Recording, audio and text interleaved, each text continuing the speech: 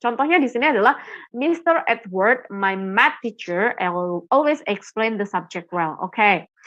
Mana nih yang termasuk tambahan informasi? Frasa yang merujuk pada tambahan informasi adalah my math teacher. Jadi sebenarnya tanpa my math teacher pun sudah bisa menjadi kalimat ya teman-teman. Misalnya Mr. Edward always explain the subject well. Berarti di sini my math teacher hanya sebagai tambahan informasi tentang subjek, yaitu tentang Mr. Edward.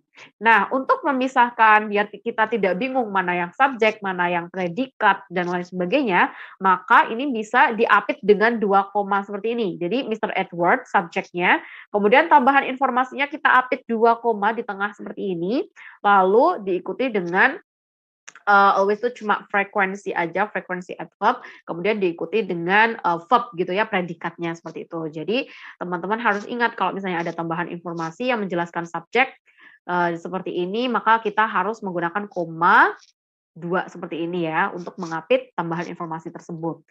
Lalu untuk penggunaan atau aturan yang kelima ya, untuk penggunaan koma. Jadi untuk memisahkan kalimat langsung dari sisa kalimat nih teman-teman. Misalnya, I want to go to the office earlier, he said.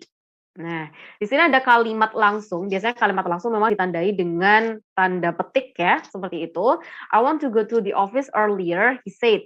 Makanya penggunaan koma itu untuk memisahkan kalimat langsung di sini dengan sisa kalimat. Sisa kalimat diantaranya yaitu kalimat yang bukan kalimat langsung begitu. Jadi kayak kalimat tidak langsung seperti itu. I want to go to the office earlier. Nah, sebenarnya kalimat langsungnya sudah selesai sampai earlier. Makanya untuk memisahkan dengan kalimat yang lain, sisa kalimat yang lain yang bukan kalimat langsung, kita bisa memberikan koma. I want to go to the office earlier. Itu dikasih petik ya, ada komanya di sini. Kemudian he said. Nah, he said di sini kan bukan kalimat langsung, makanya harus dipisahkan. Dan cara memisahkannya dengan penggunaan koma di sini. Kita berikan jeda di situ. Oke, kemudian untuk aturan yang keenam, penggunaan koma yaitu untuk memisahkan awalan kata pembuka dalam sebuah kalimat seperti hi, yes, sorry, well, however, with, unfortunately, dan lain-lain. Misalnya di sini contohnya adalah wait, I'm trying to fix the problem. Oke, sebentar. Saya mencoba untuk memperbaiki masalah ini ya. Oke. Atau menangani masalah ini juga boleh. Jadi kata wait seperti ini atau teman-teman biasanya kalau bikin kalimat ada hi, yes, sorry, well, however, wait, unfortunately, dan lain-lain. Intinya kata-kata yang mirip seperti itu ya.